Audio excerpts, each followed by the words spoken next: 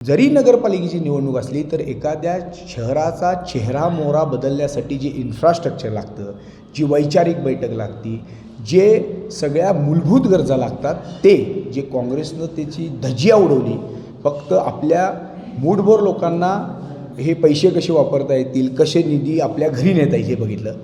पण भारतीय जनता पार्टीनं सगळे जे पैसे जे आपल्याच टॅक्स रूपात आहेत ते जनतेपर्यंत पोचवण्याचं काम केलं आणि एका क्लिकवर जनधन खात्याच्या माध्यमातून हे पैसे माननीय पंतप्रधान राजीवजी गांधी काँग्रेसचे म्हणले होते की आम्ही वरनं 100 रुपये पाठवले तर 15 रुपये जातात.